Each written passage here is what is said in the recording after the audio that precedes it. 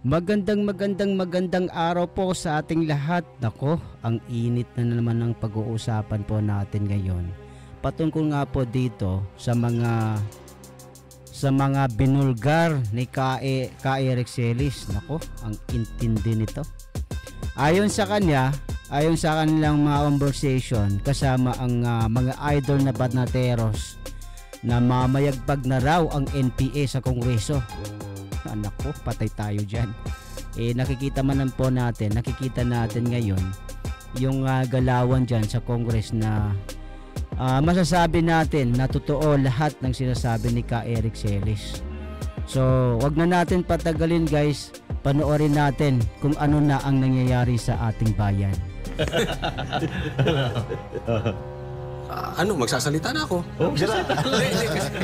Simulan ko na agad. Tatanong na ako agad kasi mainit ako dito sa ito eh. Kasi dati kang NPA. Dati NPA. Ito lang mga tanong ko tungkol dati sa NPA. So, kilala mo yung sino-sino mga NPA ngayon? Oo, may mga... Teka muna, hindi pa tapos. Okay. Go. Init ka, Eric. Pero pag NPA ba, kailangan sigaw ng sigaw? Hindi naman. Kailangan na marespeto ka rin. Pero kilala mo kung sino-sino itong mga NPA na ito. Kasi may mga sinasabi dito na tayo daw ay napapagharian at nakapasok na ang komunista dito sa loob ng kamara. Anong komentaryo mo dito sa mga tanong ko?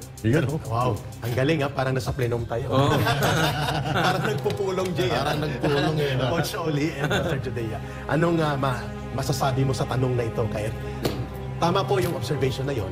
Nagkakaroon po ng paghahari-harian at pamamayagpag ang ginagawa ng CPP, NPA, NDF at mga kaalyado nila sa loob ng House of Representatives. Sapagkat nakita natin kung paano nila kinokontrol at dinodomina ang mga pagkakataon na mayroong mga committee hearings at kapag mayroon silang gustong ipitin at labagin ng mga karapatan ng resource persons ang ginagamit ng mga tirador, itong mga NPA o CPP, NPA, NDF or mga dati na CPP, NPA, NDF. Coach Oli, qualify ko mayroong nasa aktibo na CPP, NPA, NDF, Brother Jay and Master Judea, mayroong dating sinipa ng CPP, NPA, NDF na nandyan din magkakasama sila.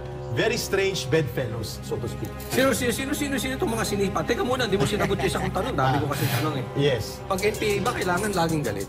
Hindi. Pero may isang katotohanan sa tanong mo, Coach Oli.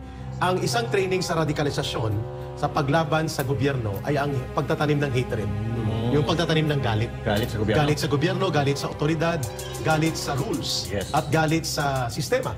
At ginagamit nila dito kay Eric, mahirapan siguro, no? Oo, kahirapan, problema sa gobyerno, at ang mga hindi makatarungang distribusyon ng yaman ng bansa. Gagalitin ka, so yung tendency mo ay magiging galit kapag nagsasalita. Pero magalang ka naman dapat at marespeto sa ordinaryong mamamayan. Pero doon sa mga namumuno sa gobyerno ay mayroon pong tendency na maging ang tono mo ay galit o paragi ang tawag nila dyan ay G&D kung sa aktivista pa. Grim and determined. Depende sila sa kausap mo. Depende, kung may kagalit-galit yung kinausap mo, dapat magalit ka talaga. Yun. Pero yung as a rule, sa tanong ni normal Coach Oli, sigaw ng sigaw. ang sigaw ng sigaw, ginagamit yan sa rally. Pero kapag ikaw ay nasa formal na forum, sa mga committee hearing, hindi mo ginagawa yan, lalo na kapag ang kaharap mo, ordinaryong mamamayan o mga resource person na naimbitahan para magbigay linaw sa mga usapin sa committee hearing. Ayun. Pag pulis, laging sigaw ka na sigaw. Sisigawan mo na pulis lagi. Sa rally, ginagawa talaga namin yon. Pero yung mga police officers or armed forces officers, may tinatawag doon na prejudice or ready bias. Nandun na yun kasi sa indoctrination namin, nung nandun pa ako sa CPP, NPA, NDF, yung mga elemento ng Armed Forces of the Philippines, mga police, nagkakaroon kami ng natural na pagkagalit kasi ang tawag namin sa kanila, mga pasista, mga berdugo, yun ang tinatanim sa amin not anymore with my situation. So sa tanong mo kung ang mga police ba, ang resource person, kailangan bang sigawan o mga Armed Forces of the Philippines, hindi po. Kasi yan ay nasa formal na gathering na may mga na-observe na protocol or ethics of decorum. Okay. So, pero bago tayo magpatuloy, siyempre, acknowledge muna natin ang presence ng ating kapatid na banateros na walang iba kundi si Boss Dada. Boss D, magandang gabi sa iyo dyan sa Japan. At siyempre, kasama natin dito sa studio si Jay Ibarra, Coach Oli, at siyempre, ang pinakamalupit, si Ka Eric Celis. Malupit talaga si Ka Eric, no? Hi, Boss Dada. Yes, magandang gabi mga partners. Yes, hello, good evening. Sa lahat ng mga Brateros worldwide, magandang gabi. Pasensya na, medyo mahina yung internet ko rito eh. Para rin pa ng Pilipinas dito sa Japan, mahina internet. Okay. But anyway, Okay, isali ako, ganun Boss pa man, Dada. kasama Good natin evening. si Boss Dada ngayon. But siyempre, dugtungan ko lang yung question ni Coach Oli, no? Kasi kanina, Ka Eric, nasabi mo na may iba't ibang tawag sa mga miyembro ng NPA, may mga tiniwalag, may ganito, ganyan. Pero yung maingay dyan sa gusto namin makilala, kung ano pinanggalingan, yung maingay dyan sa Kongreso na mahilig mag-contest. Naku, saka mo na, Master Actually, Judea. tatlong paksyon na Master Judea, Boss Dada, Coach Oli, and Brother Jay ang nandyan sa loob ng Kongreso na ginagamit as attack operators. Mangbabastos, mangbubuli, manduduro. Ang isang paksyon dyan, aktibo talaga sa CPP, NPA, NDF. Again, I would like to emphasize, si Ka Eric po nag-identify nito, hindi ang Banateros. Yes, okay. At hindi SMNI. Ayun, malinaw. Sino po ang isang grupo na ginagamit ngayon bilang operator sa pag-demolish, pagbabastos, pangbubuli, at pag-abuso sa kapangyarihan sa Kongreso? Ang mga CPP, NPA, NDF party list, tatlo sila. I will name them. Franz Castro, na convicted criminal sa kasong child abuse. Si Raul Manuel, si Arlene Brosas. Ito sila ay mga aktibo na mga operatiba at until now they belong to the Communist Party of the Philippines and therefore they are also part of the entire operations of the CPP, NPA, NDF. Ang pangalawang grupo, isa lang pala siya. Isa lang yun. Pero barkada siya ni Akop. Ito ba yung sinipa? Ito yung sinipa ng NPA. Dati siyang NPA, kaya sinipa siya. Dahil naging bodyguard siya ng mga asyendero at ng mga politiko sa Negros. Ay, balimbing! Oo. So, NPA siya dati at sinipa at nagbuo ng grupo na tinatawag na RPA, ABB. So, parte na siya ng kalaban na ng NPA. Kalaban. Balimbing. Aminin ko sa inyo, isa yan sa primary target namin noon, ng National Operations Command ako. Ang inabot ang boss niya, si Arturo Tabara, dito sa SM Fairview na assassinate. Ang isa si Romulo Quintanar. While Quintanar was the general commander of the NPA before, he was not part of the RPA ABB. Tapusin ko lang, Coach Oli, Sige. Master Judea. So isa si kalderong NPA kasi kung may sundalong kanin, Kaldero? Ito, may kalderong NPA. Yan si Paduano, kalderong NPA. Ay, pinangalaan na. Oo. Yung Para naman pangatlo, tawag mo kay Akop.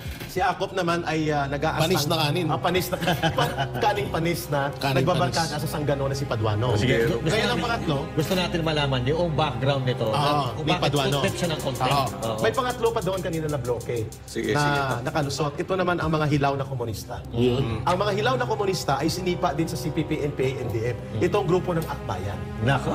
So tatlo yon. Hindi yan magkakasama sa isang organisasyon.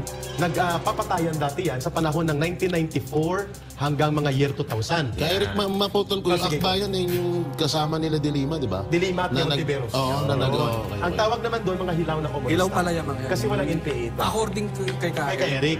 So, hindi rin tawaging impostor na aktivista. Ayun. O, hilaw na komunista, impostor na aktivista, kasi wala silang NPA. Pero gusto din nilang guluhin ng gobyerno. Ito naman ang CPP, NPA, NDF, nagkukunwaring walang NPA, pero kasama sila. Yan naman ang mga nasa communist terrorist group na napangalanan na ng gobyerno ang kanilang organisasyon. Yung isa kanina, ito yung pinakamabangis na Rottweiler sa loob ng Rottweiler? Congress. Sorry, Boss Dada. Sige. Pitbull. Ang pangalan niya ay si Paduano. Nako po. So may tanong si Coach Oli, si Master Judea, Brother Jay and Coach Oli, and Master Boss Dada, bakit tinatawag ni Ka Eric na kalderong NPA? Yan. Si Yan, paliwanag. Paduano. Paliwanag mo nga. Anong Eric. role niya dyan sa loob? Okay, sige. Si Paduano po ay kilala ko po ang background nito sapagkat isang region kami pinanggalingan. Sa Western Visayas din po. Siya ay Negros galing, ako ay Iloilo. Iloilo City. So pag sinabing Western Visayas po, ito ay binubuo ng mga probinsya ng Iloilo, Antique, Capiz, Aklan, Guimaras, Yun. and Iloilo City, including Negros Occidental, Bacolod City. Yun. Na ngayon ay Negros Island na. Region. Yun. Okay. Doon siya nanggaling. So noong mga 1980s, hindi pa po ako NPA, hindi pa ako CPP. Ang kanyang kakolektiba, ibig sabihin isang unit sila, naatasan sila na magsagawa ng urban operations. Ang tawag dyan ay partisan operation. Armed City Partisan. So dineploy sila na may birahin silang target na pulis sa Paglaom Sports Complex sa Bacolod. Nako. So ito yung mga early 80s, no? Papatay nila. Naatasan siya na siya ang bibira. So team of 3 yata sila. May dalawang backup, siya ang birador. Birador pala. Oo. Nang bumunot siya ng kanyang 45, ayon sa kwento ng team na yun na naabutan ko sa Panay Island, na galing Negros, Ang pangalan na gamit niya na noon ng sa RPA na siya Karapali Luwalhati. Kasi mahilig sa luwalhati. Yun. Itong birador na to. Itong napakilalang birador. Sino to ulit? Para alam nila. Si Boy Content si Calderong NPA. Ngayon nang bumunot siya ng baril, lumingon yung pulis at bumunot ng... May baril din ng pulis. Sa sobrang tapang niya, nabitawan yung 45. Minervyos!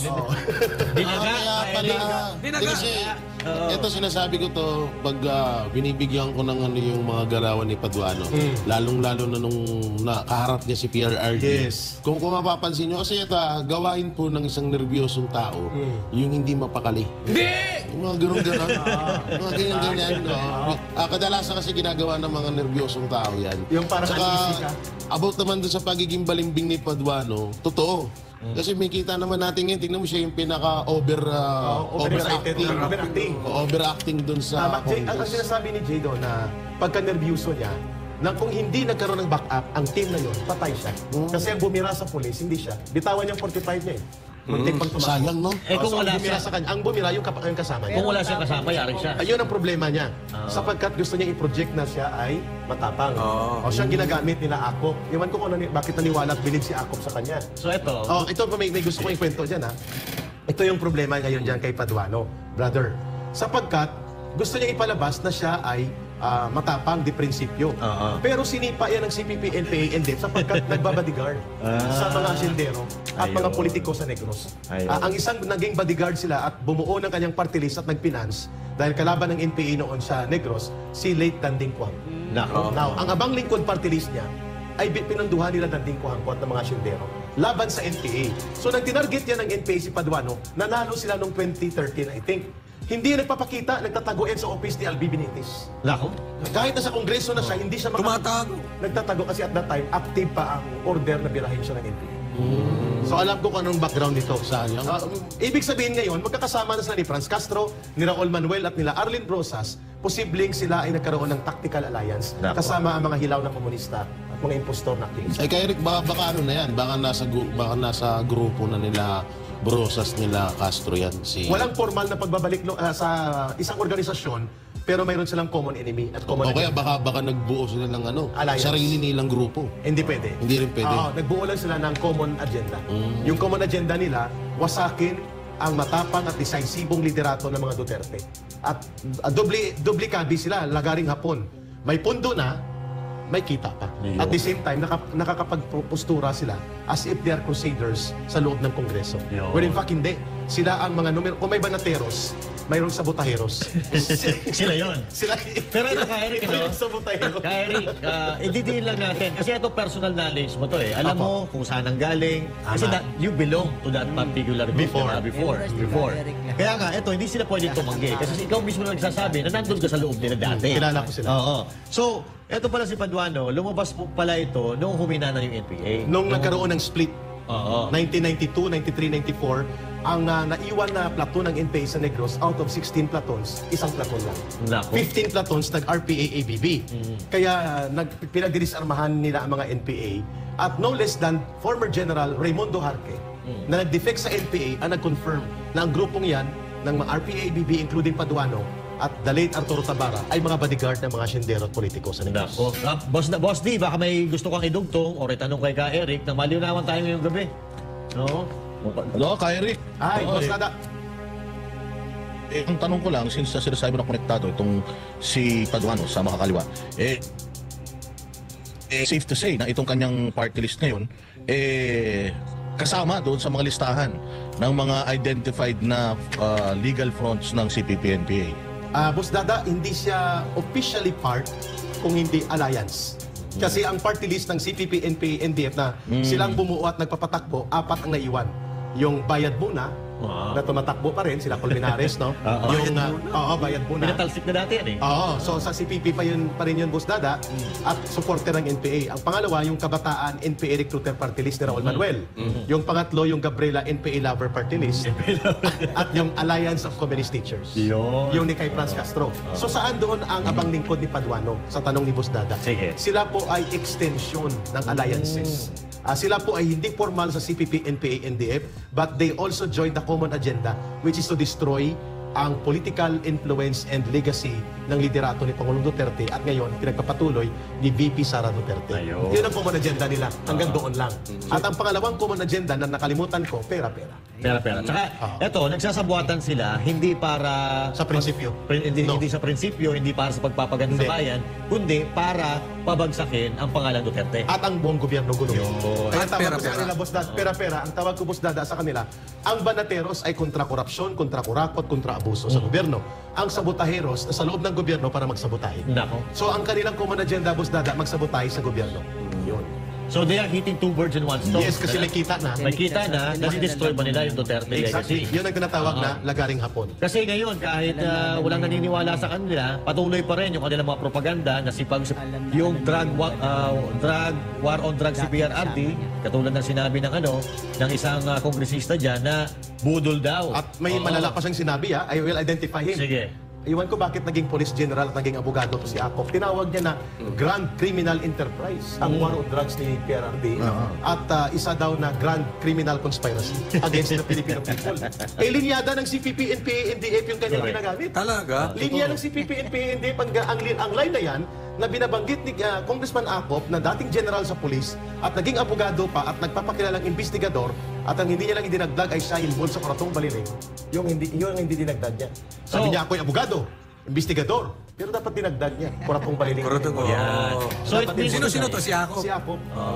It means to say, Ka Eric, na itong kongreso natin ay infested na ng CBP-NPA. Kasi yung mga lumalabas sa bibig ng kahit yung mga dating pulis, parang ito yung salitain. Propaganda ng mga- line mismo ni Juma Sison yan. Di ba? Ang line na the grand conspiracy of criminal syndicates pretending to be war on drugs at ang pagtawag sa war on drugs ni Pangulong Duterte as the grand criminal enterprise, linyada ng CPP Central Committee yan sa propaganda Correct. na binibitbit ni Akop at pinapalakpakan ng mga hilaw na komunista at ng kanilang mga sabotahero sa pamumuno ni Paduano. At ginagamit nila ito ngayon sa propaganda para i-malign, pakasamain ang imahen ni Vice President Sara Duterte at ang legasiya ng decisibo at malakas na pamumuno ni Rodrigo Duterte. Saan ba dati ito si Akop, kay Eric? Si Akop naman, sila ang enablers. Hindi yung sa PNP, Naging CIS, CIDG, CIDG. superintendent, to eh. Naging commander ng CIDG, naging general, hindi ko alam kung nag-2-star general siya, pero ang alam ko, Brigadier General. Brigadier General. And then siya noon ay nag-resign sa panahon ni Ramos kasi itong Kuratong Baliling, na rub-out case na kanilang niratrap ang mga kriminal na ang may alaga, police din. So para mawala ang mga ebidensya, ang isa dyan senador involved, nagtumatakbo, yung author ng Joint Resolution in House Senate number 10. Bakit may liquidation by certification? Parang kilala ko yun, Oo, senador. Naniniwala ba kayo? Mga partner, kayo ba kayo naniniwala na kapag ang isang tao ay magaling magbintang, most likely siya yung tinuturo niya yung sarili niya. Totoo Sabi yan. nga niya, sa tuwing tumuturo ka ng isa, yung tatlong daliri nakaturo din sa iyo. Tama. Kayo ba ay naniniwala diyan? Tama ka dyan, Boss Dada. At maganda yung tinura ninyo na binuksan nyo itong talakayan na ito. The real grand conspiracy to destroy the Filipino people and our country's democracy and to abuse the process of democratic institutions ay hindi po ang mga Duterte, kundi ang Kongreso na pinamumunuan ni Martin Romualdez. And that is the truth. Sapagkat hindi po mamamayagpag itong sila Paduano, sila Akop, itong mga CPP, NPA party list, at ang iba pang mga kagrupo, mga hilaw na komunista, kung walang pumupundo, walang nagpuprotekta, walang kumukumpas, at walang nagdedirect. Yan. Meron akong kwento.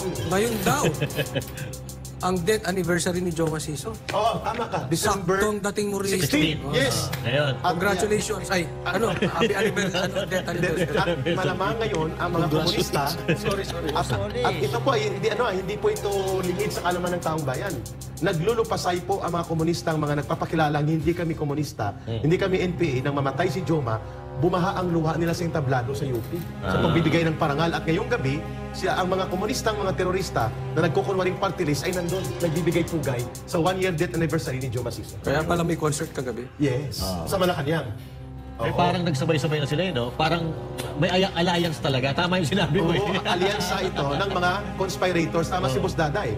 Yung nagtuturo na gumawa ng masama sa bansa na hindi naman tanggap ng taong bayan, ay siya ngayon ang nabubulgar na gumagawa ng pananabutahe upang magkagulo ang bansa, magkaroon ng mga hidwaan pang politika, lumala ang paglaganap ng krisis sa kabuhayan at ekonomiya at tumitingkad ang mga bangayan sa politika dahil silang may gawa. Bakit? Kapag nangyari po yan, mananatili po ang pagkontrol nila sa poder at itong mga komunistang terorista ay mananatili po sila na sila ang magmamaniobra ng mga kaguluhan habang nagpapalakas ng armadong puwersa nila. So ulitin ko lang, Jay, Dada and Coach Oli and Master Judea, hindi sila isang grupo. Pero ang may pinakadelikado dyan na nasa bahagi ng alyansa ay ang CPP-NPA indeed, sapagkat may armadong grupo. Yes. Ito si Paduano, hindi. Wala na siyang armado, pero siya ay bodyguard na at bata-bata ng mga politiko, kagaya ng barkadahan nila ni Akop. At ang mga hilaw na komunista, pera at pundo ang nagpapagalaw sa kanila para maging bahagi ng sabotahe campaign. Nakakatakot pa dito, no, hinahayaan ng gobyerno na mabuo at dumami sila diyan sa Kongreso. sa Kongreso. Hindi lang sa Congress, may mga iba pa diyan sa iba't ibang panig ng government. Na samantalang noon nawala naman yan at tinugis nga yung mga yan, nagkaubos-ubos. Pero ngayon sila pa ang mga may kapangyarihan na magpa-contempt sa isang attorney, Isa pa yan. magpa-contempt sa isang PNP, Sa isang general. sa isang general na samantalang gumawa or naging bayani ng bayan natin, naging inilaan ng buhay para sa bayan natin. Nakakalungkot lang isipin na bakit pinagbigyan ng pagkakataon ng presidente at lalo na ng speaker na makagalaw yung mga makakaliwa na yan. Which brings to the question ngayon, Coach Oli, Master Judea and Boss Dada, ang binanggit ni Antinura ni Jay. Ito ba si Karapali Luwalhati o si Paduano ay absuelto na sa mga kasong kriminal na isinampa sa kanya? Walang record kung na-dismiss o hindi. Yan ang tanong natin. Tanong ito Tanong natin. At kagaya ng tanong kung may 1.8 billion pa talaga. Delikado tayo sa Eric. Easy. Ano pa yun, kapag galit ka pa daw, additional, 500K. Boss Dada, magandang tanongin ito sapagkat ang mga pinatay nila ng mga sundalo at pulis, ang sabi ni Major General Orlando De Leon, Marines, sabi niya, sorry for the word, in English please, kasi may mga nanonood na hindi naman marunong kaagad sa English. So, i-translate ko, inihian. No? Umiihi si Paduano sa puntod at libing ng mga bayaning totoong nagtanggol ng demokrasya, mga pulis at sundalo, sapagkat ang pinakulungan ni Nicholas 1988 yan. Nako, So, ang word na ginamit ni Major General Orlando De Leon, retired Marines, Paduano is making a feast, feasting on. Iniihian niya ang puntod ng mga bayaning sundalo at pulis na pinagpapatay nila. That is a very strong message coming from retired Major General Orlando De Leon. At nakakabahala yan sapagkat sino po ang nagkakanlong kay Paduano aside kay Akop at sa Congress? Ano po mga krimen niya? Mga pinagpapatay nila, pinag-ambush nila. Nagpasori ba ito? Na-absuelto ba ito? Na-amnesty ba ito?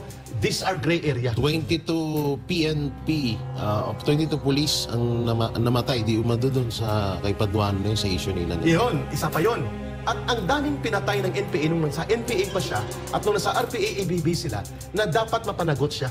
Lalo na ito pati si Franz Castro. Dahil under appeal siya, samantalang si Pastor Kibuloy ay hindi convicted, may kaso lang, hindi makalabas. At ang mga ministro ng KOGC. Samantalang itong convicted criminal sa Toro Campo and Franz Castro ay hindi nakukulong at si Paduano na most likely may mga pending criminal cases sa pagpatay sa mga pulis at sundalo, panununog at pangbobomba at hindi inilalantad ng gobyerno ngayon. Sino ang kadler niya? Hindi kaya kay Eric may ex-deal tong mga to?